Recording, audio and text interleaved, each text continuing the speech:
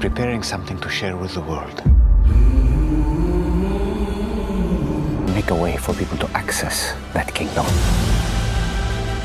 In this world, bones will still break. Hearts will still break. But in the end, the light will overcome darkness. पहला पाठ तोबित का ग्रंथ अध्याय 6 पद संख्या 11 अध्याय 7 1 9 से 14 अध्याय 8 4 से 7 तक। रफायल ने युवक से कहा, भाई तोबियाह। उसने उत्तर दिया, मैं प्रस्तुत हूँ। उसने कहा, हमें यह रात रागुएल के यहाँ बितानी है। वह तुम्हारा संबंधी है और उसके सारा नामक एक पुत्री है। उसने कहा, भाई अर्जया, मुझे सीधे हमारे भाई रागुएल के पास ले जाओ। वे उसे रागुएल के घर ले गया। वह अपने आंगन के द्वार पर बैठा हुआ था। उन्होंने उसे पहले प्रणाम किया। उसने उनसे कहा, भाइयों, भले चंगे रहो, तुम्हारा स्वागत है। वह उन्हें घर के अंदर ले गया। रागुएल ने अपनी भेड़ों में से एक का वध किया और उनका सहर्ष स्वागत किया। उन्होंने नहाया और अपने को पवित्र किया, और जब वे भोजन करने बैठे तो तोबियाह ने रफायल से कहा, भाई अर्जया, रागुएल से कहो कि वह मुझे सारा को दे दे। रागुएल ने यह सुनकर युवक से कहा, भाई, इस रात आनंद मनाते हुए खाओ पियो। तुम्हारे सिवा कोई मनुष्य मेरी पुत्री सारा से विवाह करने योग्य नहीं है। तुमको छोड़कर उसे दूसरे पुरुष को देने का मुझे अधिकार भी नहीं है, क्योंकि तुम सबसे निकट संबंधी हो। पुत्र, मैं तुमसे सच्ची बात नहीं छुपाऊंगा। मैं उसे अपने भाइयों में से 7 पुरुषों को दे चुका हूँ, और जिस रात वे उसके पास गए उसी रात सबों की मृत्यु हो गई। पुत्र, अब खाओ पियो, प्रभु दोनों को भला करे। तोबियाह ने उत्तर दिया, जब तक आप मुझे अपनी पुत्री सारा को देने की प्रतिज्ञा नहीं करेंगे, तब तक मैं कुछ नहीं खाऊंगा पीऊंगा। रागुएल ने उससे कहा, प्रतिज्ञा करता हूँ। मूसा की संहिता के निर्णय के अनुसार वह तुम्हारी है। उसके साथ तुम्हारा विवाह स्वर्ग में निश्चित किया गया है। सारा को अपनाओ। आज से तुम उसके पति और वह तुम्हारी पत्नी है। आज वह सदा के लिए तुम्हें दी जाती है। पुत्र, स्वर्ग का ईश्वर तुम दोनों का कल्याण करे और इस रात तुम पर दया करे और शांति प्रदान करे। रागुएल ने अपनी पुत्री सारा को बुलाया और उसके पास आई। उसने उसका हाथ पकड़कर यह कहते हुए तोबियाह को दिया, मूसा के ग्रंथ में निर्धारित विवाह विधि के अनुसार इसे अपनाओ। यह तुम्हारा पत्नी है। इसे सकुशल अपने पिता के घर ले जाओ। स्वर्ग का ईश्वर तुम लोगों को सुरक्षित यात्रा और शांति प्रदान करे। उसने उसकी माता को बुलाया, जिससे वह विवाह के अनुबंध पत्र पर यह लिखे। उसने मूसा की संहिता के अनुसार उसे तोबियाह को पत्नी के रूप में दिया है।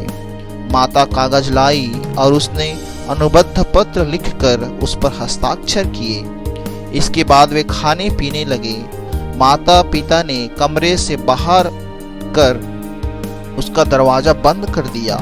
तोबियाह ने पलंग से उठकर सारा से कहा, उठो, हम प्रार्थना करें और अपने प्रभु से निवेदन करें कि वह हम पर दया करे और हमें सुरक्षित रखे। वह उठी और दोनों प्रार्थना करने लगे। उन्होंने प्रभु से निवेदन किया कि वह उन्हें सुरक्षित रखे। वे कहने लगे, हमारे पूर्वजों के प्रभु, तू धन्य है। तेरा नाम युग युग तक धन्य है। आकाश और सारी सृष्टि तुझे अनंत काल तक धन्य कहे। तूने आदम की सृष्टि की और उसे स्थायी सहयोगिनी के रूप में हेवा को प्रदान किया। उन दोनों से मानव जाति की उत्पत्ति हुई है। तूने कहा कि अकेला रहना मनुष्य के लिए अच्छा नहीं, इसलिए हम उसके लिए उसके सदृश एक सहयोगिनी बनाए। अब मैं काम वासना से प्रेरित होकर नहीं, बल्कि धर्म के अनुसार अपने इस पत्नी के रूप में ग्रहण करता हूँ। इस पर और मुझ पर दया कर, और ऐसा कर कि हम दोनों बुढ़ापे तक सकुशल साथ रहे। संत मार्कुस के अनुसार पवित्र सुसमाचार अध्याय 12 पद संख्या 28 से 34। तब एक शास्त्री यीशु के पास आया। उसने यह विवाद सुना था और यह देखकर कि यीशु ने सदूकियों को ठीक उत्तर दिया था, उनसे पूछा, सबसे पहली आज्ञा कौन सी है? यीशु ने उत्तर दिया, पहली आज्ञा यह है, इस्राएल सुनो, हमारा प्रभु ईश्वर एकमात्र प्रभु है। अपने प्रभु ईश्वर को अपने सारे हृदय, अपनी सारी आत्मा, अपनी सारी बुद्धि और सारी शक्ति से प्यार करो।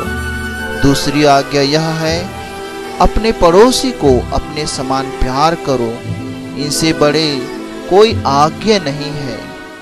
शास्त्री ने उनसे कहा, ठीक है गुरुवर, आपने सच कहा है, एक ही ईश्वर है, उसके सिवा और कोई नहीं है। उसे अपने सारे हृदय, अपनी सारी बुद्धि और अपनी सारी शक्ति से प्यार करना और अपने पड़ोसी को अपने समान प्यार करना, यह हर प्रकार के होम और बलिदान से बढ़कर है। यीशु ने उसका विवेकपूर्ण उत्तर सुनकर उससे कहा, तुम ईश्वर के राज्य से दूर नहीं हो। इसके बाद किसी को यीशु से और प्रश्न करने का साहस नहीं हुआ।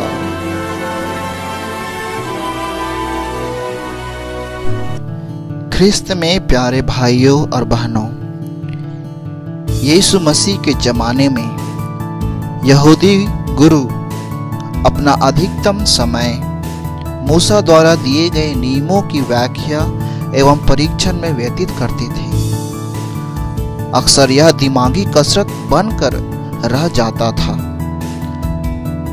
और उसकी आध्यात्मिकता इन्हीं दिमागी कसरतों के बीच लुप्त हो जाती थी।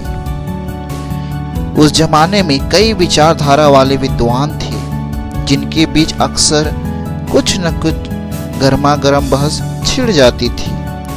और उन बहसों में एक सवाल यह भी था कि 10 आज्ञाओं में सबसे बड़ी आज्ञा कौन सी है? सुसमाचार में एक शास्त्री सही जवाब पाने की आशा से यही सवाल यीशु से करते हैं। यह जानकर कि यह सवाल सच्चे दिल से पूछा गया है, यीशु भी खुले दिल से कहते हैं कि मुख्य आज्ञा ईश्वर को प्रेम करना और अपने पड़ोसी को अपने समान प्यार करना है। हमारे ख्रिस्तीय धर्म का आधार भी यह है, ईश्वर को प्यार करना और अपने पड़ोसी को अपने समान प्यार करना। यीशु कहते हैं, इससे बढ़कर कोई दूसरी आज्ञा नहीं है। दूसरी सभी आज्ञाएं इन्हीं 2 आज्ञाओं के विस्तृत रूप और संकेत है कि हमें इन्हें किस प्रकार से अपने दैनिक जीवन में पालन करना चाहिए।